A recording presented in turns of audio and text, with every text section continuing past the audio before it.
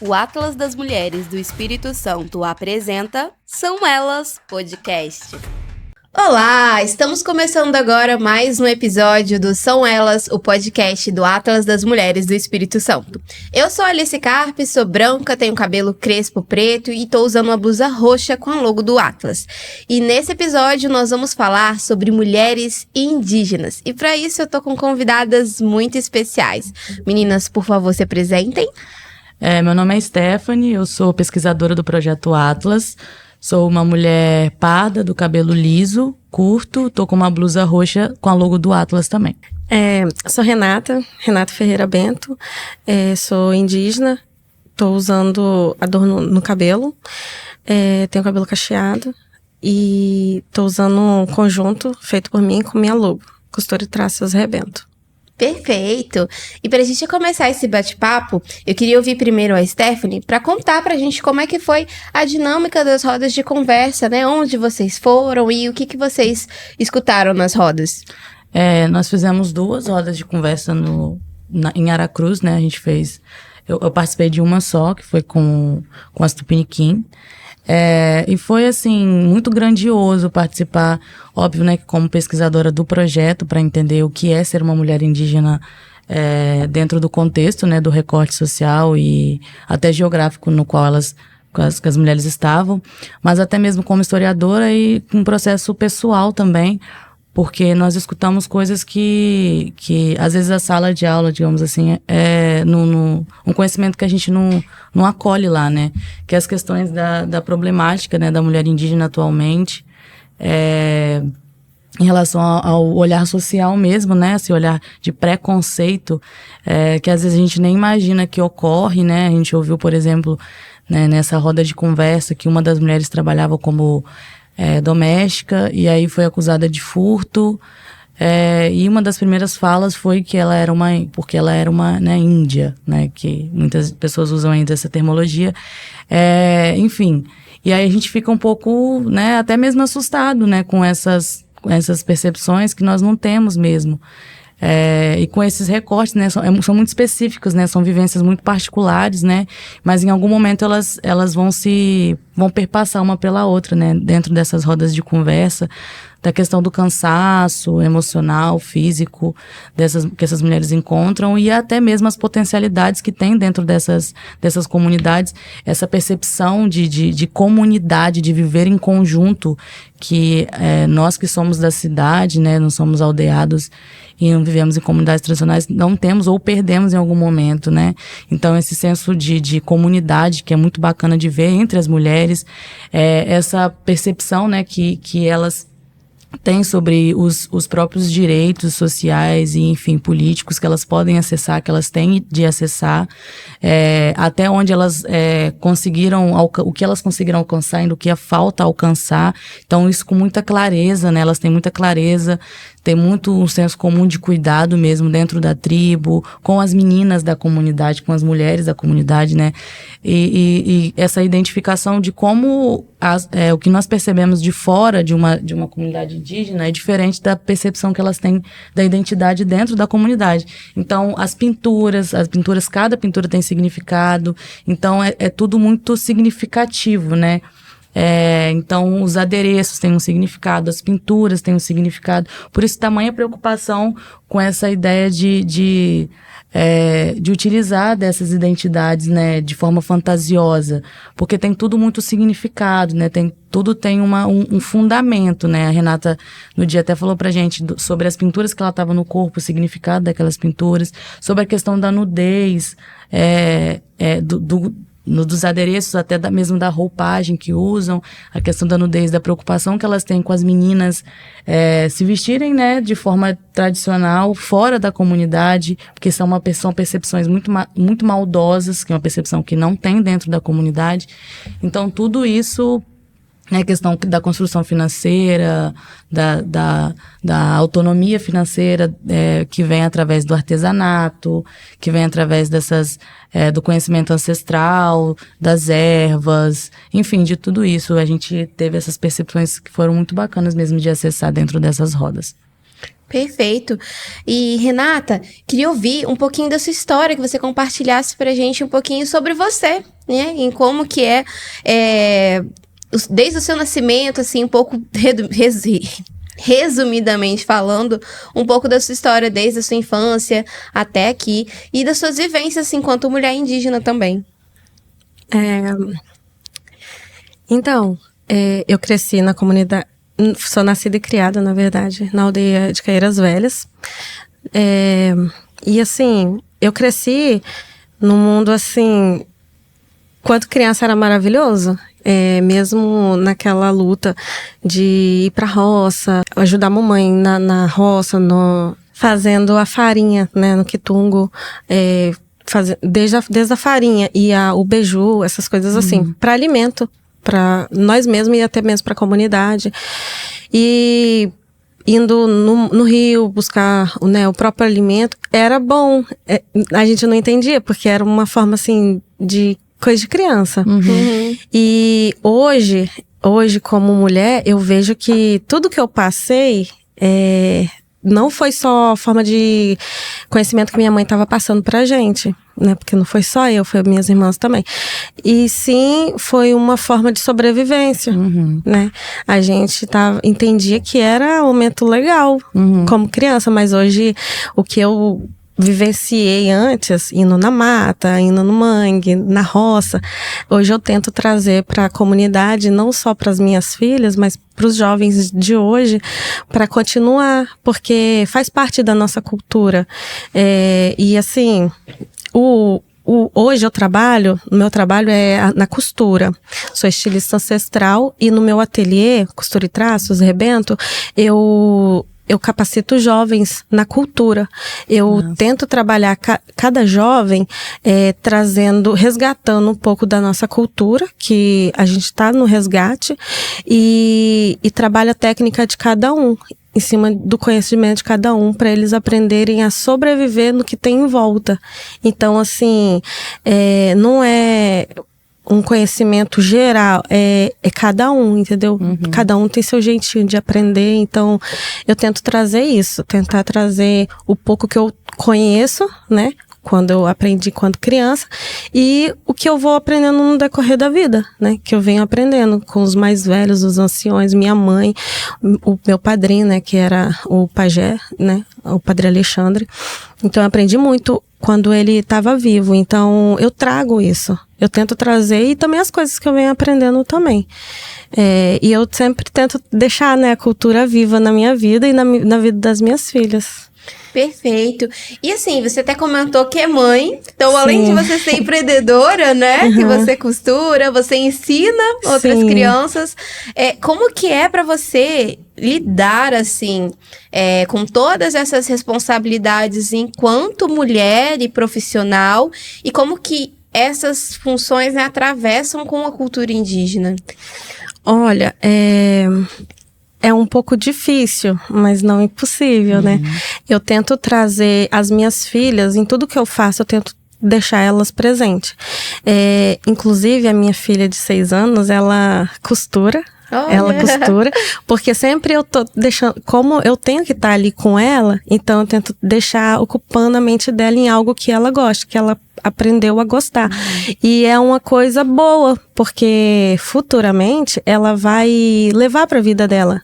E a mais velha, ela participa, né, nas apresentações do grupo da comunidade, também está presente na cultura, e ela também está automaticamente, assim, por vontade mesmo própria, tá comigo. E são jovens da idade dela, crianças da idade da menor também, que sempre tá ali presente. Os pais também apoiam muito, então é legal. E aproveitando, assim, Stephanie, que a gente tá comentando sobre esse assunto de várias funções, né? E isso permeia, acredito, em todos os segmentos, que é esse acúmulo de funções. Acho que cada segmento dentro da sua área, né? Quem tá no campo vai cuidar da roça. A gente entrevistou a parteira aqui ainda há pouco, que tem esse cuidado com o nascimento. Então, nas suas mais diversas funções, a mulher, ela ainda tem essa sobrecarga. O que você ouviu, assim, nas rodas, enquanto essas dificuldades das mulheres? Então, dentro de uma maneira geral, né, como você já tinha mencionado, essa questão do cansaço físico e emocional, ele aparece muitas vezes, né, em todas as rodas de forma geral. Nas rodas das mulheres indígenas, né, a observação que eu tenho, assim, é que muito para além dessa questão de sobrecarga, óbvio, né, as mulheres são mães, tem todo esse cuidado como a Renata tem com a questão do Passar ateliê, o saber, de né? passar os saberes ancestrais, essa responsabilidade que às vezes é condicionada à mulher também, né, de passar todo esse conhecimento, de se apropriar dele, né, enfim. Tem muito uma coisa que diferencia essas mulheres, que é a questão que eu tinha dito no início, que é a questão de o senso de comunidade, que elas têm muito entre elas. Então, assim, óbvio, né, que as responsabilidades, elas são individuais, mas esse senso de coletivo, né, que tá todo mundo lutando por uma mesma causa, digamos assim, então lutando pela permanência, pela persistência da cultura, da ancestralidade, da saúde até mesmo das crianças, porque colocar essas crianças nesses feitos ancestrais é dar saúde a essas crianças, né, mental, é passar para eles né, como a Renata disse, que a infância saudável e feliz que ela teve, né, que depois ela foi perceber que foi uma infância de sobrevivência, mas enquanto a infância foi uma infância foi uma infância de criança, né? Sim. Então, esse senso de coletivo é uma diferenciação que eu vejo em mulheres indígenas que estão aldeadas, né, como a Renata, como a família dela e como as outras que a gente também escutou. Mas, sem dúvidas, esse excesso de sobrecarga na vida da mulher, e independente do segmento que nós fomos, mulheres indígenas, mulheres quilombolas, mulheres, enfim, esses de formas diferentes, é claro, né? Mas ele sempre aparece, assim, né? Essa coisa de ter cuidado, né?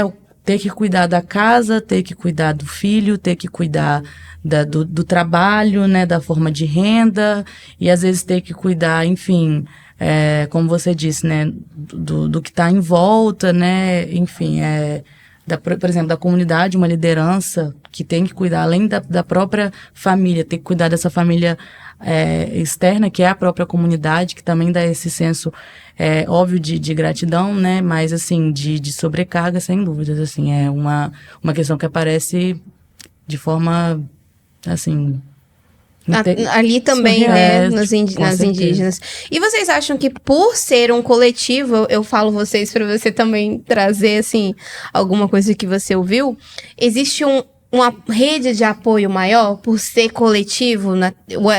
Esse coletivo, ele não funciona tanto quando a gente está falando sobre as mulheres. De se apoiar mesmo. Temos a associação dentro da comunidade, que cada comunidade tem a sua associação que apoia projetos comunitário, igual roça, criação de peixe, por conta do que aconteceu com o rio, né, Piraquiaçu, então surgiu alguns criatórios. Então, tem apoio assim, entendeu? Com a associação apoia muito, inclusive quando eu vou desenvolver algum trabalho, a associação ITG, ela me ajudou no início, né, me ajudou muito. Hoje é difícil, né, porque eu pedi, porque eu tô caminhando, né? Graças a Deus. Mas no começo ela me ajudou muito, né? O grupo que trabalha lá ajudou muito. E assim, também a comunidade, elas se abraçam muito, né? Igual, as mulheres são unidas? Sim, somos unidas. Eu não trabalho na roça, não. Uhum. Eu não trabalho, até mesmo que eu tô sem tempo, né? Mas a minha área é a roupa, né? Moda ancestral. Então, mas o coletivo de roça, de criações, essas coisas assim, tem de homens, tem de mulheres e tem dos dois, entendeu? Porque a gente vê também que a rede de apoio, ela é muito importante, né? Sim. As mulheres se ajudarem, de estar juntas em si, porque se não for nós por nós... Quando a gente fala de comunidades tradicionais, a gente percebe muito isso, assim, que é aquilo que eu até tinha comentado, né, anteriormente, no nosso outro episódio, que é uma coisa que a gente foi perdendo, né, com o passar da modernidade urbana, vamos dizer assim, a gente foi perdendo esse senso de coletivo, né? Que a gente encontra quando a gente vai visitar, fazer, né, trabalhos ou, enfim, projetos, ouvir, né? Essas mulheres, esse senso de coletivo que muitas vezes vão apoiar elas, né? Como a Renata disse. Às vezes, né, no primeiro processo de autonomia financeira, que é a costura, ou no campo, ou até mesmo em problemáticas pessoais, assim, às vezes com o filho, né? Ou enfim, essas percepções comunitárias são bem bacanas, assim, diferenciam muito de outras vivências que são mais urbanas, não aldeadas ou não coletivas, né? Enfim, eu acho que é muito importante, sem dúvidas.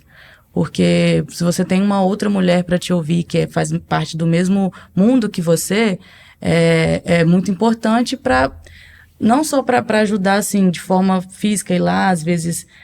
por exemplo, teve uma comunidade que a gente visitou, que foi uma comunidade quilombola, que elas têm uma troca de serviço. Por exemplo, se hoje você está passando mal e você precisa de alguém para limpar a sua casa, eu limpo a sua casa.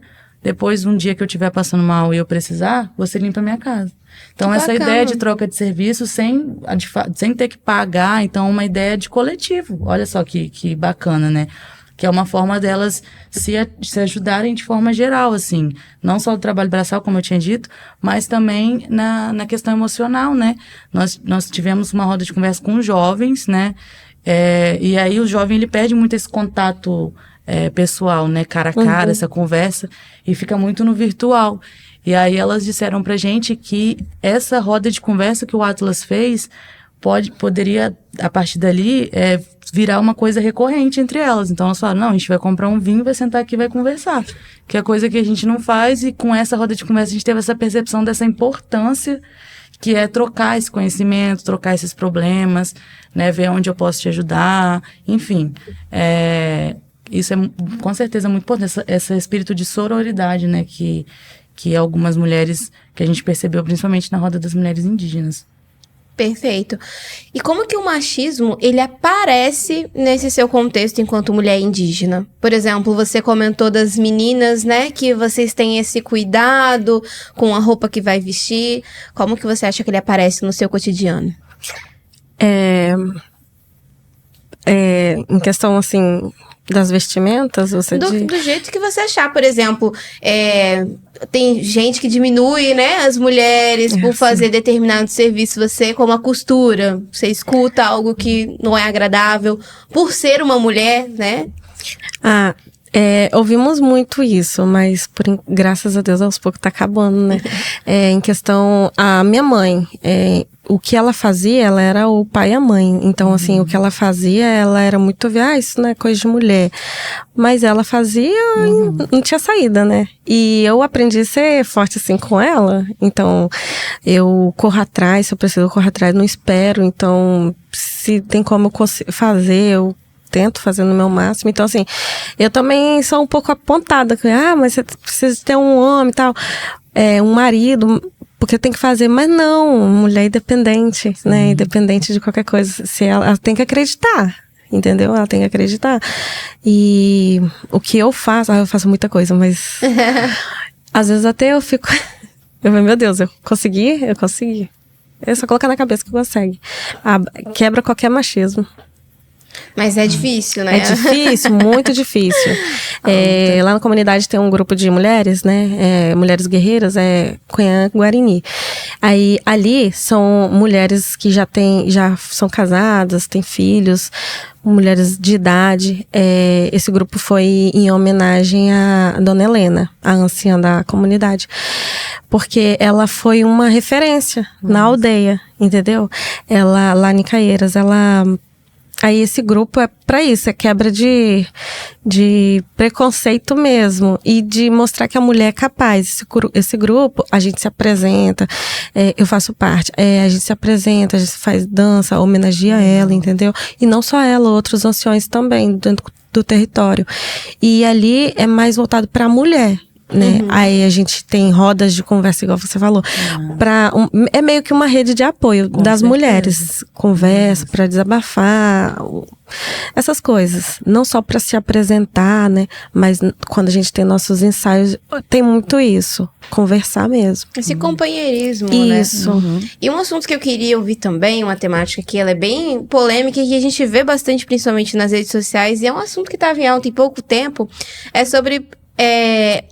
como que se fala, as tecnologias do homem branco estarem presentes nas comunidades indígenas, né? Tem gente que acha que, o indígena tá com o celular na mão? Como que você enxerga essa situação? E também, Stephanie, se quiser complementar e comentar alguma coisa, fica à vontade. Posso falar? Pode, claro.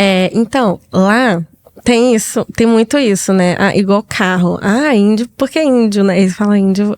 Tem carro, celular. Nem eu tenho carro. Celular, iPhone. Tem alguns que tem iPhone. Tem condição, né? Tem iPhone. Mas tem muito isso. Mas, tipo assim, eu penso o seguinte. Se eu tenho condições de me dar uma vida melhor, eu vou correr atrás. Não é porque eu sou indígena que eu tenho que viver numa situação precária. Até mesmo porque não tem segurança em lugar nenhum. Então, e é difícil a gente viver naqueles dias de antes. Não tem como andar de tanguinha na rua e correr risco de... Sim. Entendeu? De sofrer violência. A mulher, sim. Violência sexual, né? Sim. Então, assim, a gente tenta dar o nosso melhor. Igual, se eu posso trabalhar, correr atrás e ter uma casa boa, eu vou correr atrás e vou conquistar. E as pessoas de fora, nem todas, mas não vê isso. Acha que a gente não pode tem que viver naquele mundinho de antes. Igual, índio não pode ter cabelo cacheado, você não é índio. Tem um cabelo... Comentaram sobre isso. Sim, mas é cicatrizes, gente. É o que temos, entendeu? Eu não sou obrigada a ter cabelo liso. Eu não vou passar chapinha nem escova no meu cabelo, porque... Não, porque são cicatrizes. Eu sou a única cabelo cacheado na minha família. Então, não justifica cabelo, não justifica, são cicatrizes, né? Entende? Então, uma miscigenação forçada e todo esse histórico do Brasil, né? Então, você fala português, nossa, índio não fala português, fala só a língua, que tá tendo resgate, entendeu? Sim. Não vou dizer que eu não conheço, eu conheço, só não sei totalmente, mas... Não tem como a gente se comunicar. Nem todo mundo tem, sabe, essa comunicação. Então, eles não entendem que são cicatrizes que a gente traz no próprio corpo, né? Sem dúvidas. Eu acho que o que acontece muito é que a gente é condicionado, principalmente na educação formal, a entender que o indígena, né, primeiro que é tratado como índio, e aí índio se resume àquela ideia de todos nus ou seminus, de tanga, dentro de uma oca, com cocá, e falando a mesma língua, e fazendo a mesma coisa. Primeiro que a gente precisa ter uma ruptura desse conhecimento da educação formal, de que índio é tudo igual, de que, enfim, de que todo índio, né, que é essa nomenclatura que se utilizava. Pesca o mesmo peixe, ou planta a mesma planta, ou canta a mesma música. Primeiro que não é isso, né? A historicidade indígena, ela é muito maior do que a gente até mesmo imagina. Então, os povos tradicionais, né, os indígenas tradicionais, primeiro que existem essas individualidades, né, de tribo para tribo, vão existir inúmeras individualidades na pesca, na caça, na vivência, na língua, na cultura de modo geral. Porque é muito desse preconceito mesmo da questão da visão eurocêntrica, né? Da visão do homem branco no centro, né? Então, o homem branco no centro não vai ter essa percepção das individualidades indígenas, das individualidades culturais. Então, o que permeia mesmo é um preconceito. Então, se eu tenho estruturado na minha cabeça, desde a escola, né? Vamos dizer assim, que o indígena ele é condicionado a ser aquele índiozinho que eu via na televisão da música da Xuxa. Quando eu chego numa tribo indígena e vejo que uma mulher indígena ela tem acesso a algumas modernidades tecnológicas que facilitam a permanência da ancestralidade dela, né? Como uma máquina de costura, por exemplo. Sim. Isso vai facilitar a permanência da constituição da cultura, isso não vai matar a cultura, né? Isso vai facilitar com que ela se adapte a construções no mundo moderno, que foram feitas até mesmo por esse mesmo homem que demoniza essas questões. É ele quem fez essas reconstruções no mundo moderno. Então, a alimentação é mais difícil. A natureza tá condicionada a outras questões climáticas. Então, eu perco plantas, eu perco peixes em algumas... Doenças, né? Que acabam exatamente. Então, como que eu não me adapto a esse novo tempo, né? E facilita o meu trabalho, né? Facilita o meu trabalho, porque meu trabalho também é minha renda, é minha autonomia financeira. Então, é uma questão mesmo de preconceito. Preconceito de não querer mesmo compreender essas individualidades e essa construção de mundo que não mata a cultura de forma nenhuma, muito pelo contrário, fortalece. Então, esses grupos continuam fortalecendo sua cultura, com ela, né, permanente nos seus adereços que vêm, nas pinturas corporais, e mesmo assim se adaptam a esse novo moderno, né, que o mundo impulsiona, né? Então, impõe essa natureza modificada, essas questões de violência física, violência doméstica. Então, eu preciso me aprimorar. Então, eu preciso saber onde eu posso, onde eu vou acessar para, se eu sofrer algum tipo de violência doméstica, eu poder ter uma ajuda, né? Por exemplo. Então, eu preciso ter esses grupos de apoio, eu preciso ter essas associações, eu preciso ter essa comunicação direta com o Estado para saber onde eu vou me apoiar, né, enfim, o que pode facilitar, né, para que mesmo que eu não perca a minha cultura, mas que eu também sobreviva, como a Renata disse, de uma forma mais digna, exatamente, de uma forma mais digna. Acho que passa por todo esse processo. O nosso tempo já tá acabando, foi rapidinho, né? Passa muito rápido. Mas eu queria, assim, ouvir as palavras, né? O que mais aparece nos post-its das rodas de conversas indígenas? E aí, enquanto ela fala essas palavras, eu vou pedir pra Renata ir pensando, assim, em uma frase. O que você definiria como ser uma mulher indígena? Então, o que mais aparece pra gente na concepção indígena é essa ideia mesmo de comunitária, né? Essa ideia de relação com o outro, muito, muito próxima, de apoio, de permanência cultural, de permanência ancestral das mulheres, desse respeito, né? Como ela disse, quanto a mais velha, dessa troca entre elas, dessa autonomia financeira dada pela própria comunidade, né? Através da costura, dessa força, né? A palavra força, ela aparece em muitas das rodas. Então, a força feminina, a força da mulher indígena, tanto força quanto a palavra guerreira, né? Que às vezes fica uma coisa muito do comum, do dia a dia falar, mas que são palavras que detêm muita força mesmo, né? Que elas apresentam, principalmente estando unidas. Então, essa ideia de união dentre as mulheres apareceu muito nessa roda de conversa. Essa percepção delas por elas, delas com elas, enfim, foi uma das coisas que mais apareceu, assim, de fato, nas rodas de mulheres indígenas. Perfeito. E para você, o que seria ser uma mulher indígena? Resistir para existir. Essa é uma frase muito forte que geralmente a gente usa, porque resume muito, né? A nossa comunidade, ela é muito unida. Ela é assim, cada um por si, mas quando é necessário, se juntam, né? A gente se junta para ter força, né? E assim, a ponte de antes para hoje, né? Da ancestralidade para os dias de hoje nossa, é muito gratificante, é muito bom. E assim, dentro do território, vou falar um pouquinho assim sobre a vestimenta. Dentro do território, a gente usa muito adornos, né? Que, como você disse, cada um tem seu significado. E assim, o dos meninos e das meninas é diferente.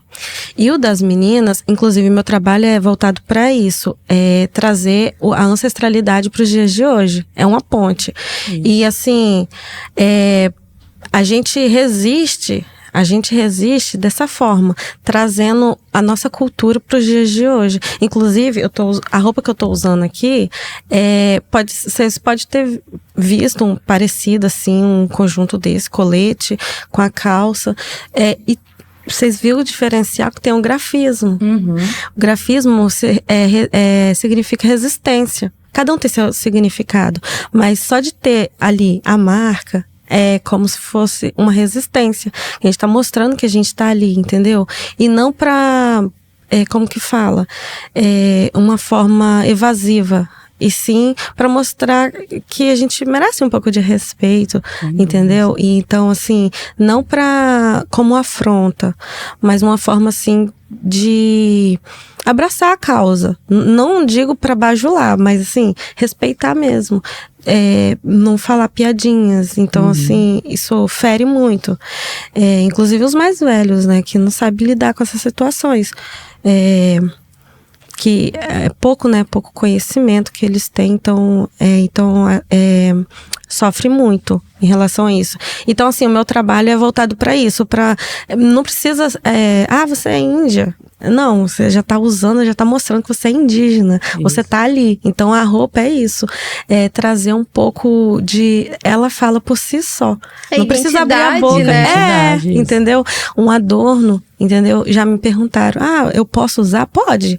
É uma forma de respeito. Você tá usando, você tá aceitando.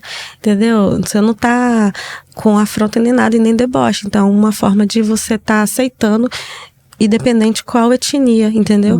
Qual cultura que for. Então, você tá aceitando. Então, adquirindo, tendo um item ali, né? Um adorno, um instrumento, é uma forma que a gente entende que vocês estão abraçando a causa e não... Desmerecendo, né? E que não compactua com esse preconceito, mas que tá junto, tá lutando junto, embora sejamos diferentes. E é isso.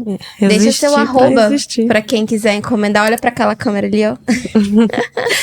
É @reatelier.